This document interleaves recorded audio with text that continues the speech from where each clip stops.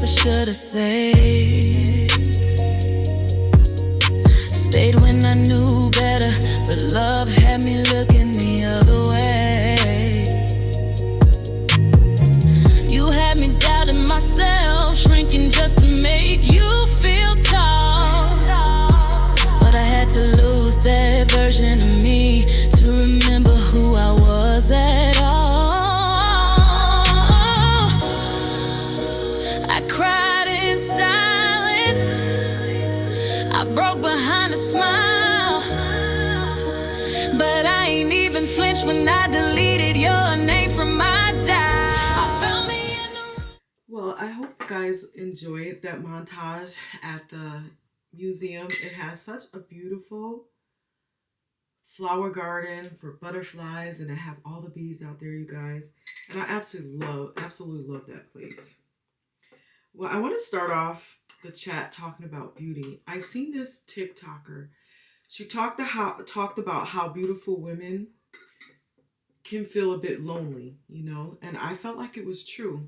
She talked about how beautiful women usually feel lonely because men use them for whatever purposes they need to suit, and women use them as well.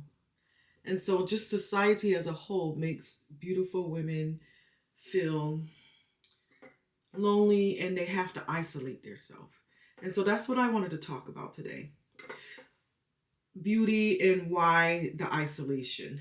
Because I am one of those women that feel a bit lonely and chose to isolate myself. Not to keep myself away from the public, but to survive, you know. It's really hard out there because it's true what she was talking about. I feel like beauty is equated, like people say that beauty is successful, but not necessarily.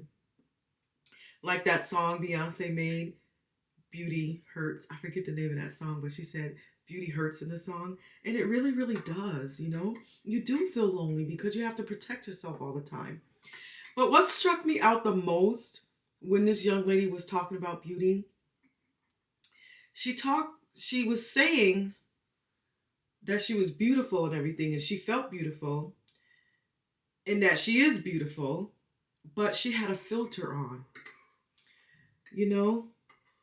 So I thought that stuck out to me the most. It's like, do beautiful people really do they feel beautiful themselves at all? I don't know. It's kind of weird that she had the filter on and was talking about beauty. Like I was saying, I started to think really hard because she had a filter on. What does beauty mean to me? A survivor of CPTSD, childhood trauma, right? Well, as far as the beauty's concerned and the filter, for me, I used to wear makeup and wigs, and I still do. I'm not ashamed of those things. I think they're beautiful things and they enhance your beauty. But I used to wear it as a mask, you guys. I used to cover up and put on makeup and the wigs to cover up the pain that I was suffering inside.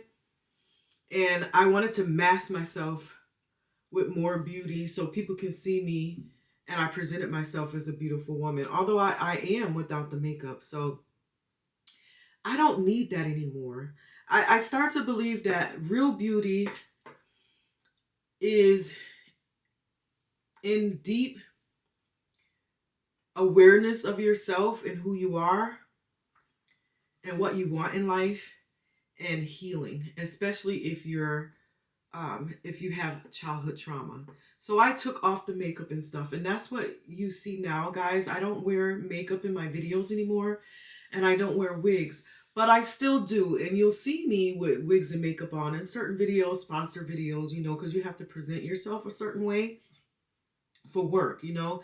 And so those things, of course, I would put makeup on and do the hair and do the whole thing, you know. But, you know, I just really believe that beauty is really in the eye of the beholder. And beauty, like for instance, like some people think that they're 5. Let's just say women and men think they're 5, right? They're not as beautiful.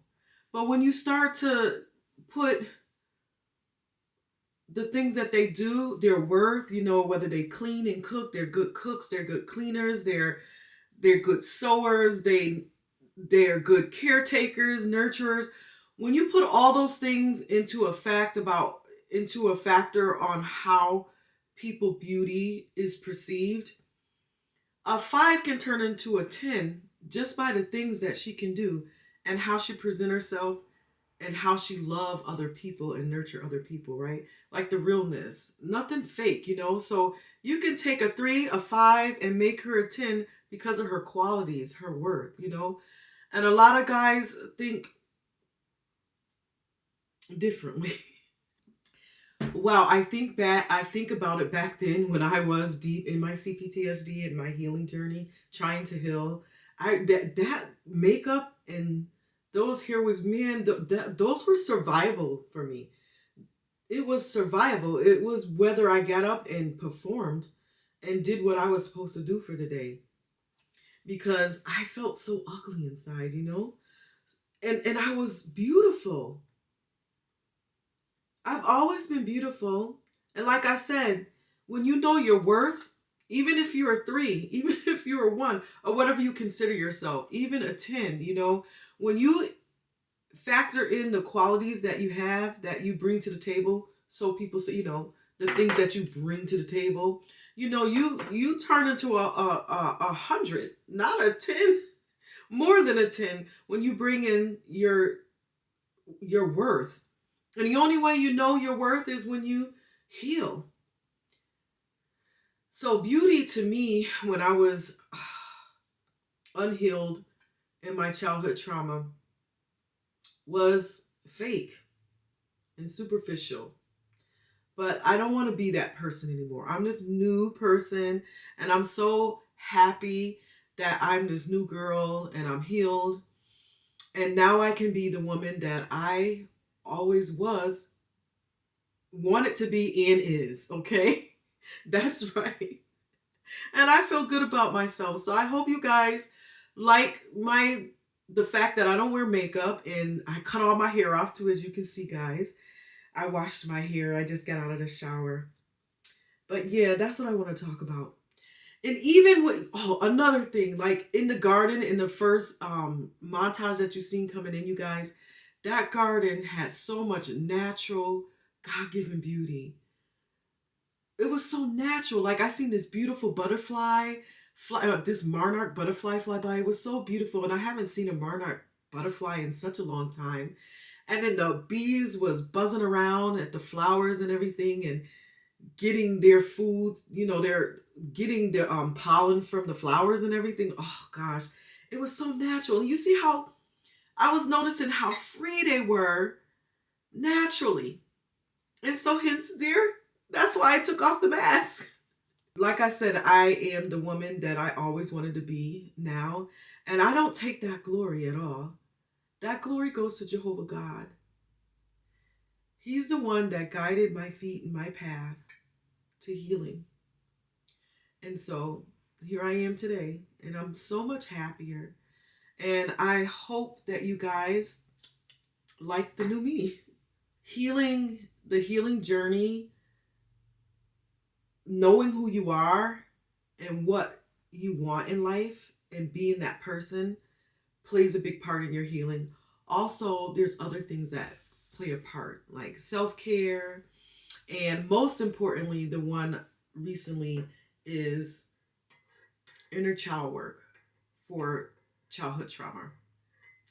And sometimes it can come in a form that you never knew. Like the inner child work for me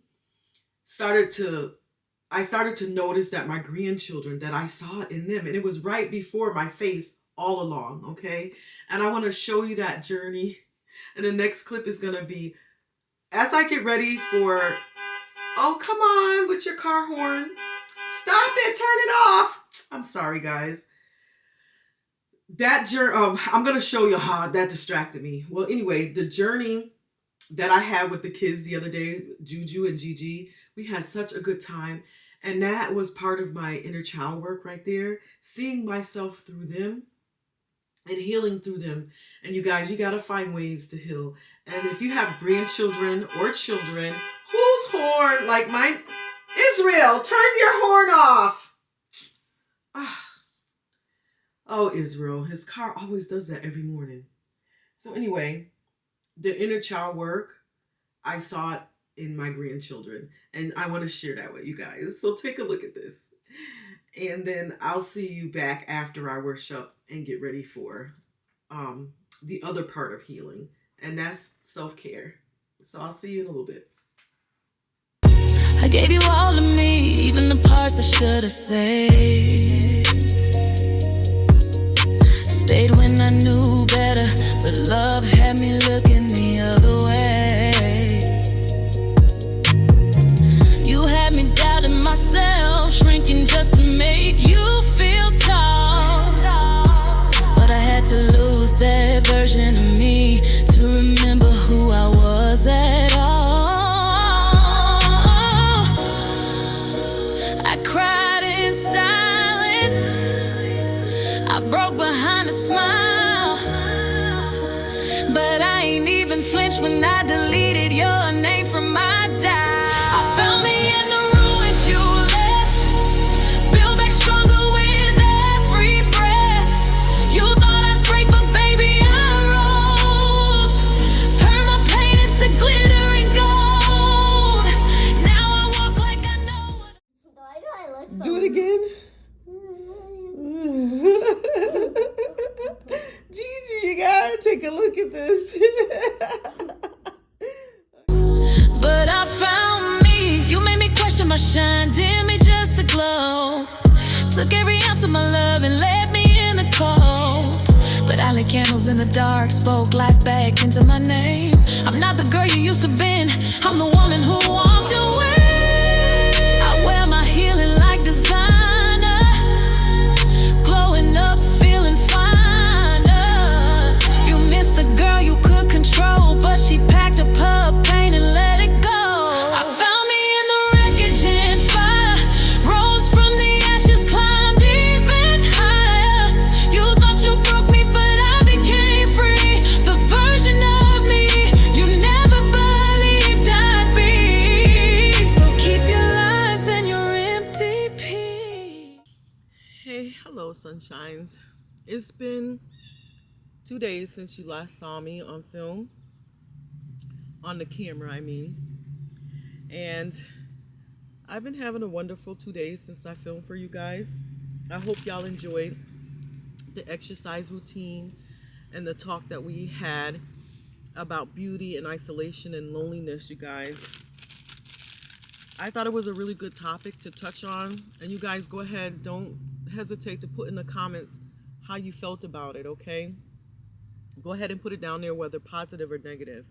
But I'm having myself some Swedish fish. It's my favorite candy. I used to love fishies when I was a kid, you know? They were so yummy, and we used to go to the candy store and buy bags of them all the time. Now there's no candy store for kids. That's sad, right? The kids don't have penny candy stores to go to. But it's whatever, right? The world changed. But last night, I was watching the Devil Wears Prada. And I used to love that movie, you guys. Until I watched it with Hill eyes. I was like, wow. I kept yelling at the damn screen. Like, what the hell is happening here? You know, like Miranda, the Meryl Streep's character. Her character was like a mean bitch. You know, like she would do anything. Like you had to do anything for her. That you had to do everything for her, right? Move out her way. You saw that how they depicted her character. But if you really look at her character, every time she spoke, especially when she was in the boardroom, she was very soft-spoken and graceful. Even when Andy came in to get hired for the job, and you saw how frumpy she was, and she called her fat. Like what? She was skinny as hell, right? But if you paid attention to all of that, she was not she hired that lady because of her work ethics. And like I was saying, when she was in the boardroom, she always had grace. Even when she didn't like anything, she would say it. She kept on top of her game. Every time her employees would talk to her and give her ideals, she knew she was boom, boom, boom. We did that already. Nope, something else. Boom, boom, boom, this, that, the other. She was on top of her game, okay? And always graceful. She never once degraded any of her employees. She never yelled at them and degraded them. And she had power. She was smart, very graceful and soft-spoken, right? Was she really a villain? Because she didn't play a good villain to me. She seemed like she was a business-savvy woman, was a go-getter and was into her career and wanted to do the best at her career. So I didn't like how they played her as a villain. To me, there was, because if she was a man, they would have applauded him for that. But because she's a woman, they made her look like she was just an ugly bitch. And she wasn't. She just knew her job and what she was going to do. And especially when they was going to blackmail her. Not blackmail her, but when she was going through the process, when they was getting ready, the gay guy, I think he was gay, I'm not sure. But the gay guy, he was getting ready to change jobs on her. And then the other guy that was trying to get with Andy was going to hire somebody up under her nose. I think her name was Jacqueline, right? But she found out all about that. She was on top of her game. Boom, boom, boom. She was a very smart and intelligent woman and a go-getter. And they depict her as a bitch and no good. Why? Because she's a woman. Because if it was a man, it would have been the whole other way around, right? And then because she didn't hire the other guy in that position, they made her look like she was a fucked up person. No, she wasn't. Wasn't he getting ready to leave her? He was getting ready to leave her. She knew what that was happening. You know what? She was on top of her game, like I said. And then Andy, like her friends, when she came into that job, she didn't like fashion. She was wanting to be a writer, right? Remember all of that? And when she got that job at the fashion magazine as a writer or whatever she was, she started to love fashion and she started to find out who she was and what she loved. And she did her job well. Then they try to depict her as a messed up girl because she went to Paris. What was that girl named? Hillary? Miranda? What was that girl's name? I don't remember her name, but her co-worker, the one that called her in to get hired, she was not good at her job. And Andy was better at the job, right? They try to make it look like that she was fucked up for going to Paris. The girl slacked at her job. She did a better job at that. So why was they labeling her a bad guy because she knew what she wanted? Did her friends and her boyfriend especially, right? When she got that job, he never supported her. All he did was hoop and holler and cry because of his weakness, okay? Because his insecurity. And you saw that at the end of the movie that he had insecurities, right? Because he finally went to that job in Boston. Let's not skip ahead. We'll get back to that. But he never supported her. All he did was holler and cry that she was never coming home. Oh, his birthday. Whoa, it's wah, wah, wah. The whole entire time, making her shrink. Why he never supported her? If he really loved her, he would have supported her job. He knew she had to work. Even her family and friends did that. Oh, you're changing on me. Have you noticed that people always do that when you get a career, you find out who you want to be, and you set goals and you go and get those goals, they start hooping and hollering that you're changing. Oh, you changing. Oh, you this, you that. And then they try to make her shrink again, okay? And then what else made me mad about that movie is the end, okay? The end piece when the boyfriend meets her back at the shop. Oh, there's little bugs crawling on me in this part. When he got to that restaurant to talk to her and he told her that he got the job in Boston, right? She thought, he didn't want her anymore, right? Oh, it's all over. But he was like, no, you can go to Boston too, right? And she was happy about that. And here's the part that got me, that pissed me to the 10th power. She apologized to him. Get that. She apologized to this man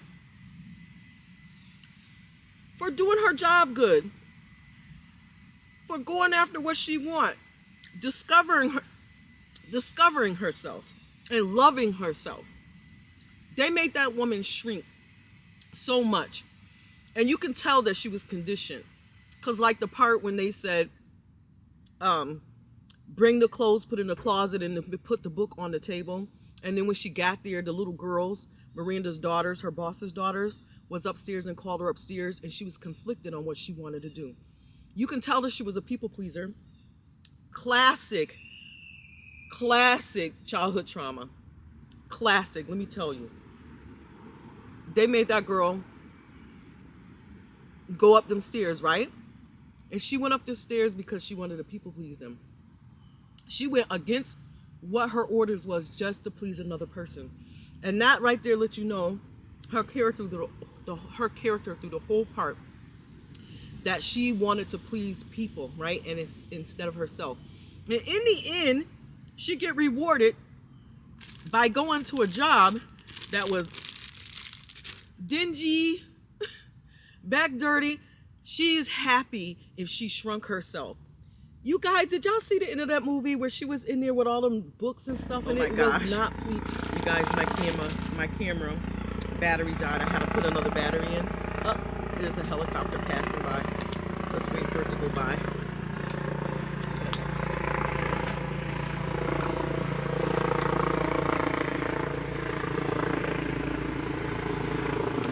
Come on, helicopter, going by. Every time I try to talk to y'all, somebody with their noise come through, right? So yeah, at the very end, Andy got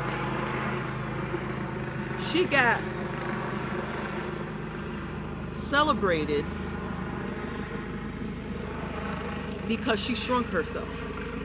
And she went back to what she wanted in the beginning, right? Did you see that place where she went to get that job? It was all dirty and dingy. Desk job where she can work hard. Where she was at the fashion magazine is who she discovered that she wanted to be. Even in the car, when her boss told her, you did do something I would do, because she said, that's not me, right? You see how people with CPTSD question themselves? Childhood trauma, they question themselves, right? Because she did want to be that girl. She tried to make her feel bad because she made a choice on furthering her career. That lady put her in a position where she had no choice but to take it. And on top of that, she was better at it. Like, they punished her for being better at her job. To me, that's what I saw in the job, and made her feel that because you're a woman and you're trying to get somewhere, that's a bad thing. Because like I said, if it was a man, it would have been okay. They would have applauded her for being a man and said he did a great job. And like I said, at the end, she got rewarded by shrinking herself and going to a dirty, dingy, hard-working job where she had to write. And it made it seem like women have to be happy shrinking themselves. That was, listen, let me tell you, okay? I love the fashion in the video and the whole story, but I did not like how they depict women, that women are wrong for wanting to succeed. I think that was a really messed up. And the whole entire thing was so narcissistic. If you think about it, right? From me, coming from childhood trauma, everything that was depicted in that movie was a woman should shrink herself, and that's what make other people happy. Narcissistic all the way. Don't narcissists reward us with breadcrumbs when we shrink ourselves? Okay, go ahead and think about that. I'll wait. Think about that. Do you think that women should shrink themselves in order to be happy and successful? Don't do what you want to do. Don't find out who you are. Don't want anything. Don't work hard. Because that's what that movie was about, okay? Women being messed up. And Miranda, was she really a bad guy? Was she a really bitch of a boss? Not to me. She was also graceful. You know how many people, bosses like her, degrade people and make them feel small for power, for a power pump? She never did that. Except for the one time she told us she was fat or whatever. But I don't think she was saying that to insult her. I believe that she said that to see what type of person she was. I say all of this to say that, you guys. Know who you are. Never let anyone shrink you and tell you that you're not supposed to be rewarded for finding out who you are and wanting to pursue a job and be good at it. Come on. That movie was so... It was the worst movie ever fucking made when it comes to depicting women in a beautiful light. Like I said, it goes back to what I was telling you about beauty. Know who you are. Heal from childhood traumas or any traumas that was caused on you. Any abuse that you might have suffered. You know, heal from that stuff because it's important that you do. And when you do heal, you know who you are. Okay? And you don't have to shrink for nobody. You do not have to shrink for nobody to make other people happy. You don't have to do that. I mean, doing that you can because that's godly, okay? But Jehovah doesn't want us to be stupid. You know what I mean? He doesn't tell us to put other people's feelings above ours and be stupid with that gift. There's a limitation to that gift. If the person doesn't deserve that treatment, you don't give them that anymore. They show you who they are when they make you shrink. And when you feel like you're shrinking and you're not being who you want to be, it's time to get out of there as fast as you can. Get out of any relationships like that, any jobs like that, anything like that.